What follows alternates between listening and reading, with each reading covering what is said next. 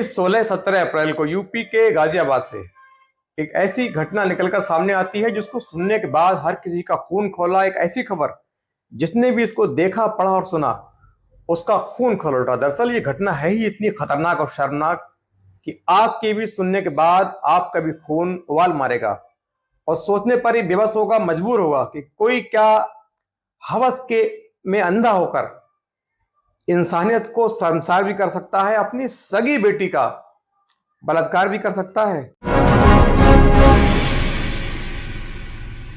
ये हैरत अंगेज, ये शर्मनाक, हृदय को विचलित करने वाली, खून खौलाने वाली जो घटना है दरअसल यूपी के गाजियाबाद शहर की है। गाजियाबाद दिल्ली एनसीआर का शहर है, काफी बड़ा शहर है, खूबसूरत शहर है। ये तो गाजियाबाद में बहुत पढ़े लिखे लोग रहते हैं, मैनर्स वाले लोग रहते हैं, अच्छे बुद्धिजीवी वर्ग का वहां रहना होता है। लेकिन वहीं से एक ऐसी घटना निकलकर सामने आती है जिसको सुनने के बाद दरअसल हर व्यक्ति का खून खोला, सबके रोंगटे खड़े हुए। दरअसल गाजियाबाद में पिछली 17 अप्रैल को एक 18 वर्षीय लड़की होती है।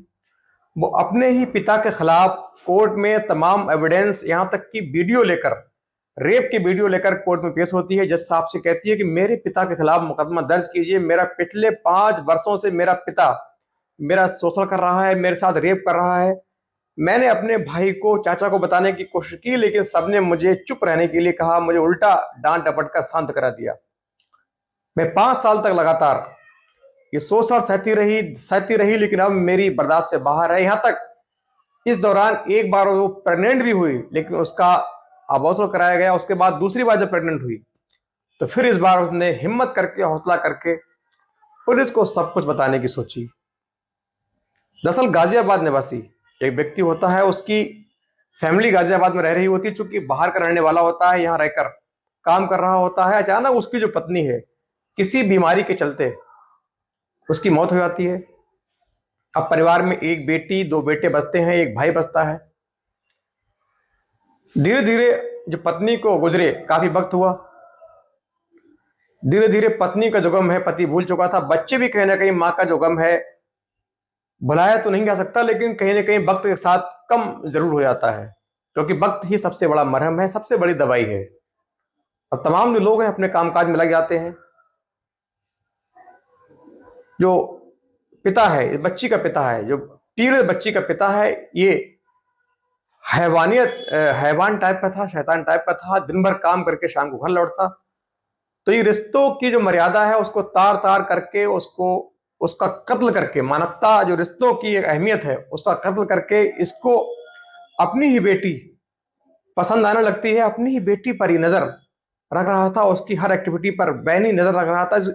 इसको लग रहा था कि कहने की बाहर जाने से अच्छा है अपने घर में, अपनी बेटी है, दबाव में रहेगी, इसको अपने पास रखूंगा तो लोगों को मालूम नहीं चलेगा, लोग शक भी नहीं करेंगे, क्योंकि पवित्र रिश्ता है बाप बेटी का, इस पर कोई शक भी नहीं करेगा। लिहाजा उसने, उस शैतान ने, उस हैवान ने,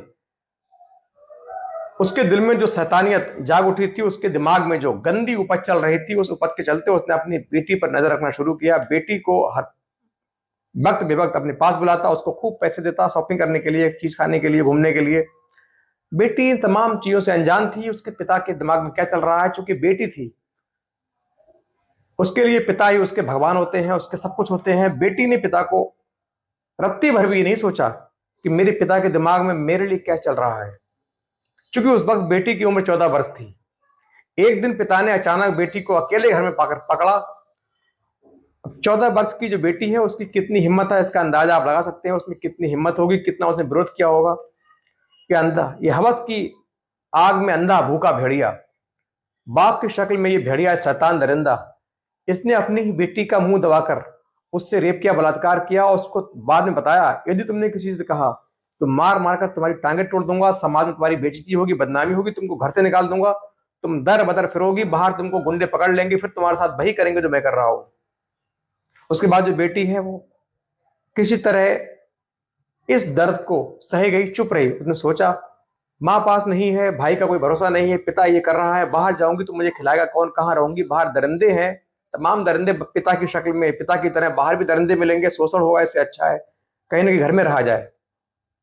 लोक लाज के डर से उसने किसी को बताया नहीं। लेकिन पिता ने उसका यही जो उसका बेटी का जो डर है, लोक लाज है, उसका डर है, उसी को अपने हथियार बनाया और लगातार आए दिन उसके साथ ये घटनाएं कर रहा था। बेटी चुपचाप सह रही थी। आए दिन घर में जब अकेला होता और बेटी अकेली होती तो उसके साथ ये गलत जिस्मानी रिश्ते कायम करता। बेटी चुपचाप सहती जा रही थी। अब इस बात को धीरे धीरे महीने गुजरे, साल गुजरे। अब बेटी ने अपने भाई को बताना शुरू किया, लेकिन भाई ने खुद उल्टा डांटा, बोले कहा चुप रहो, बाहर किसी किसी से कहना मत, हमारी उल्टी बदनामी होगी, बेइज्जती होगी।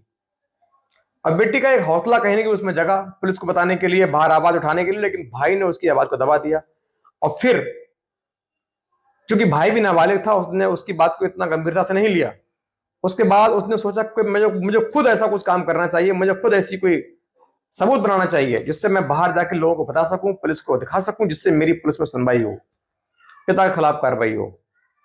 उसके लिए उसने बाकायदा एक फोन खरीदा, एंड्रॉयड सस्ता फोन, सेकेंड हैंड फोन लिया और फोन द्वारा उसने पिता की जो करतूत है उसको रिकॉर्ड करने का मन बनाया, प्लान किया।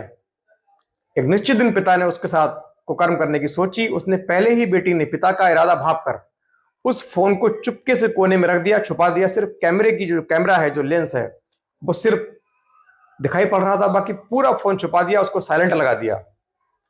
पिता उसके पास आया, कुकर्म किया। उसने पूरी जो घटना का वीडियो है उस फोन में कैद किया। पिता को नहीं मालूम था कि मेरी जो कुकर्म है पूरी फोन में कैद हो रही है। उसने कुकर्म किया, चला गया। उसके बाद जो बेटी है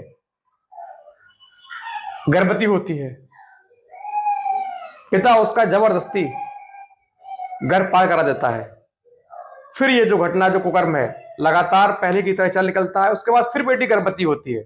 इस बार बेटी ने 3 महीने की गर्भवती थी, लेकिन उसने सोचा कि इस बार चाहे कुछ भी हो, उसने हिम्मत जुटाई। उसने कहा इस बार मैं पुलिस को बता के रहूंगी, अपने पिता को, शैतान पिता को, इसके किए की सजा दिलवा कर रहूंगी। लिहाजा फौरन इसी 16 अप्रैल 2024 को घर से निकल जाती है, भाग जाती है। सीधे पूरी रात गाजियाबाद के एक रेलवे स्टेशन पर बिताती है, वहां सोती है। सुबह उठकर सीधे 11 बजे एक वकील को बताकर वकील के साथ सीधे कोर्ट पहुंचती है। वहां वीडियो को एविडेंस के तौर पर दिखाती है। ये वीडियो देखने के बाद जो पुलिसकर्मी हैं, जो अंदर वकील हैं, जो पूरे जिम्मेदार अधिकारी हैं, उनको सनसनी फैल जाती है। उनको यकीन नहीं हो रहा था कि एक बाप अपनी बेटी के साथ ऐसा कर सकता है, और शायद ये वीडियो ना होता तो वो लोग यकीन भी ना करते। लिहाजा फौरन मुकदमा दर्ज किया गया। पुलिस की टीम को भेजकर सीधे कोर्ट के आदेश पर इस दरिंदे गुनहगार पिता को गिरफ्तार किया गया। साथ में उसके भाई को गिरफ्तार किया गया। दोनों को लाकर गंभीर धाराओं में सीधे जेल भेज दिया गया। और आगे की कार्रवाई पुलिस ने जो है वो की, मुकम्मल की। बेटी को एक